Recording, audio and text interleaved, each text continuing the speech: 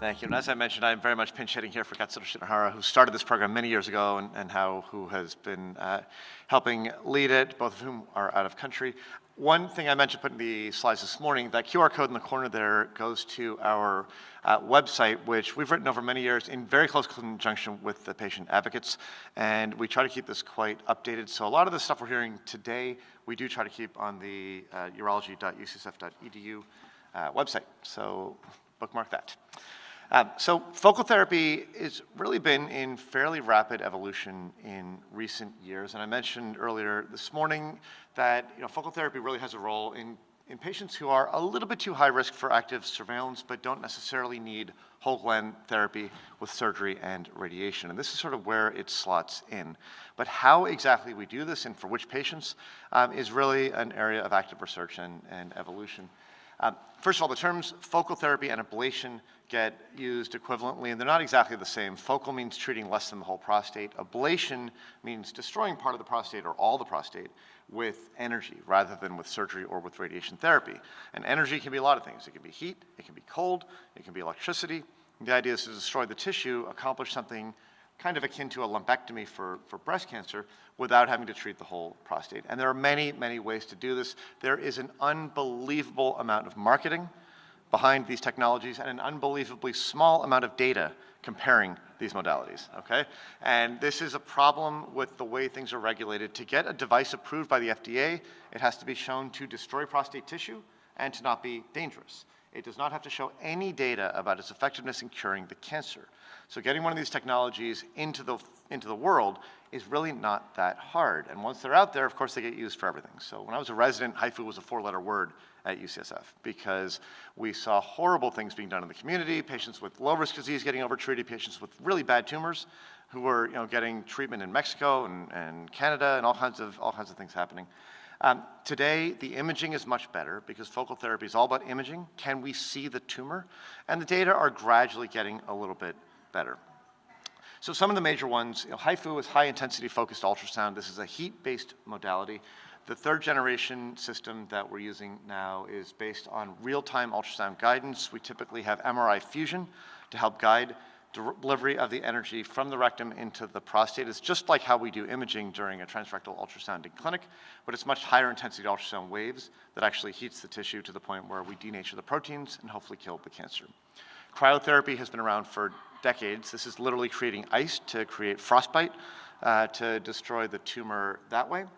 IRE is a slightly newer one. This is also called nanoknife. It's irreversible electroporation, basically using electrical current to punch holes in the cell membranes to the point where the cells can't survive.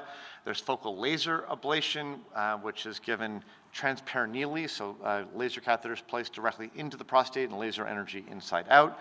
There's a ton of others. There's TULSA, which is transurethral ultrasound. There's radiofrequency, kind of like the Bovie electrocautery we use during surgery. There's photodynamic therapy, there's water vapor, there's aquablation, there's eye of newt, there's like a million things you can do to destroy a piece of the prostate. And there are basically 0 studies comparing these things head to head.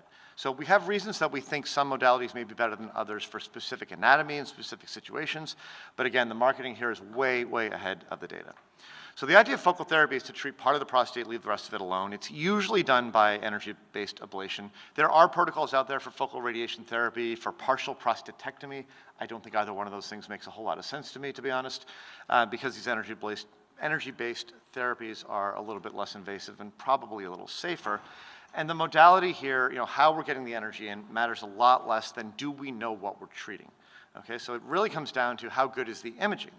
And the imaging, as we commented this morning, is getting better all the time, but it's still not 100% there. MRI does not show us every cancer. It certainly does not show us the extent of the cancer. We will often see a spot on MRI, but there can be more cancer surrounding that spot than we appreciate by imaging. So this is not really a replacement for surgery or radiation therapy. I think as we're understanding it a little bit better, it's best to think about this as an adjunct to active surveillance. When we ablate part of the prostate, the rest of the prostate is still there. We got to follow it. It can grow a brand new cancer. We can see a recurrence within the lesion. This is sometimes kicking the can down the road, and that's okay as long as we're kicking it far enough down the road and we're not compromising our ability to later do radiation or surgery or other treatments, which we think we are largely not. Now, another problem in this field is that the term focal therapy can mean anything from just treating the tumor with a little bit of a halo around it, to taking out half the prostate, to treating half the prostate plus part of the other side and really just leaving a little bit of the other side, contralateral nerve bundle behind. And all of these things get lumped into the same category of focal therapy. We've been working, Mark Delera at UC Davis and I have been working to get a consortium together across all 5 University of California campuses. And one of our first kind of areas of collaboration here is exactly around questions on focal therapy. And we put a consensus statement out a year and a half ago now with a couple general statements. First of all, we do need to acknowledge that we do not know exactly the right way to do this yet. And that is true of many things in surgery and radiation as well, to be clear. But we really should be doing this under clinical trial or at least cohort and registry development as much as possible. Who is a good candidate for focal therapy? Patients need to have a good life expectancy. If you don't have a 10 or better 15-year life expectancy, we don't even really talk about prostate cancer for the most part. We should not be treating grade group 1. Focal for grade group 1 is no less overtreatment than surgery or radiation therapy. Conversely, this is not the right move for grade group 4 and 5 tumors. Those need whole gland therapy. They often need management of the lymph nodes. We do no dissection if we're doing surgery. You get pelvic radiation if you're doing the radiation, going down the radiation path. So grade group 2, visible on MRI or ultrasound, low volume grade group 3s, this is sort of the sweet spot. PSA should be reasonably low, density should be reasonably low. And it is essential that we have a confirmatory biopsy done here at UCSF before committing to focal therapy for the same reason that we do this after active surveillance, because the diagnostic biopsy will often substantially underestimate the extent of the cancer. And before we go down a focal therapy pathway, we need to know that we know what we're dealing with. We will allow some contralateral Gleason 3-3, meaning we see a visible tumor on one side of the prostate, you have a little bit of 3-3 on the other side, we're fine not treating that, but you don't really want to see higher grade cancer on both sides of the prostate. And the last point, it is essential that we do a biopsy at 12 months. We do not yet have any imaging tests that can effectively rule out a recurrent cancer, and certainly PSA trends alone are not good enough. So with all those caveats, we have been doing more and more of this. Another paper by Kevin Shih, our Rockstar resident, who recently reported our first 135 HIFU cases. About 3/4 of them were grade group 2, 1/4 grade group 3. The risk distribution you can see here by Capra, so mostly lower and intermediate risk, very few who are in the higher end of the risk category. And most of them had a significant visible lesion on MRI. We had Decipher scores on about 2/3 of these folks. Half had low risk disease and about 1/4 higher risk disease by Decipher.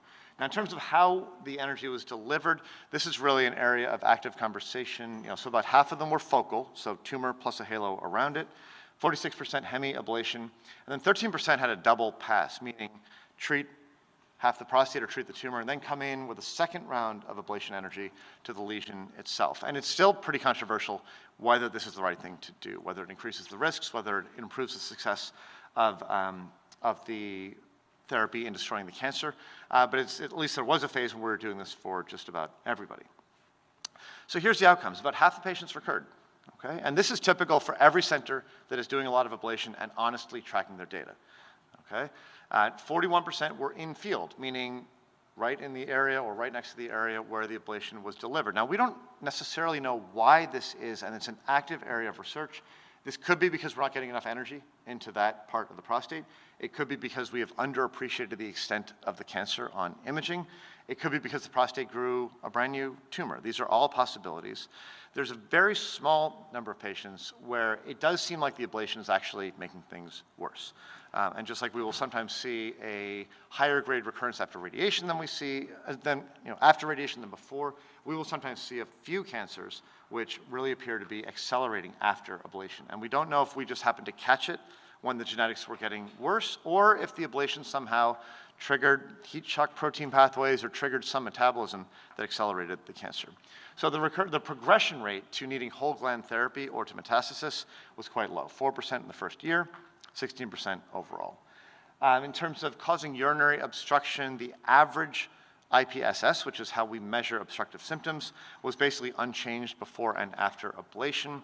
But I'll tell you from my own experience, folks that have a lot of obstructive symptoms and are a little bit tenuous in their urinary function, we can kick you into retention by doing this because there is a fair amount of swelling that happens in the prostate. In terms of erection function, There was a subtle drop in erection function before and after focal therapy, not statistically significant. That P number here, we want to see under 0.05 to call it statistically meaningful. I think it's a fair statement, though, and there's evidence for this in the literature too, that we're going to cause much less of an impact on sexual function than either surgery or radiation therapy will do.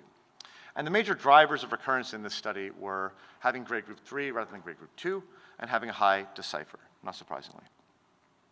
So if we think about what the trade-offs here for focal versus other treatments, focal therapy clearly is associated with fewer side effects than surgery or radiation therapy. That's not really a controversial statement. It's also not a controversial statement that the recurrence rates are much higher than with either surgery or radiation. We think this is okay because we are not burning any bridges. We can still do surgery. We can still do radiation therapy. We can even do a second round of ablation in some cases. So it is kicking the can down the road. As long as we're not tripping over the can and causing actual problems, this seems to be okay. But again, how exactly we use it, in which patients, this is an area of really intense investigation for us here across the UC system and in a lot of other places around the country. And again, there is a lot of marketing out there, so I would really urge caution in going down this path, because there's a lot of folks in community practice that are using focal therapy in many, many situations in which it really has no place. I don't want to get too far into the questions of which modality is right. Again, there's more marketing than data-driven, but generally speaking, there are some that are probably better than others. So most prostate cancers happen in the peripheral part of the prostate. This is this crescent moon-shaped part of the prostate here, and most of the tumors happen in the peripheral zone next to the rectum.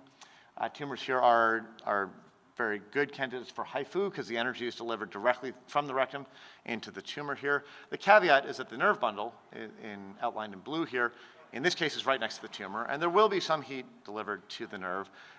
If it's a really large tumor, we do worry about the cumulative dose of heat to the rectum.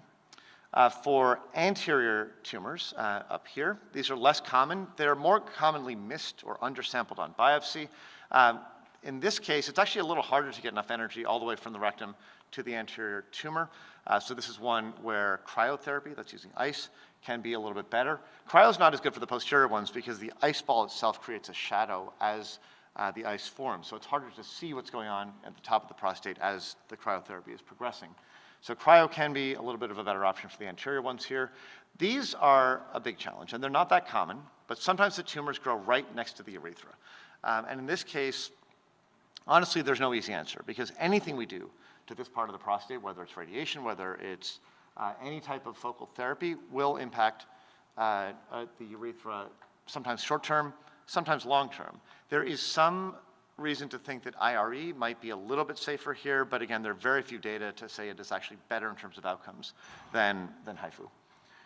So to sum up here, focal therapy clearly has a growing role for very carefully selected cases. The side effects are lower, but the recurrence rates are a lot higher. This is an adjunct to active surveillance, not a long-term cure in most cases. And again, that is okay as long as we all understand what exactly it is that we're doing and not doing when we do focal therapy. Lots of active research going on here and elsewhere, and this is definitely a space to watch very carefully. So, thank you.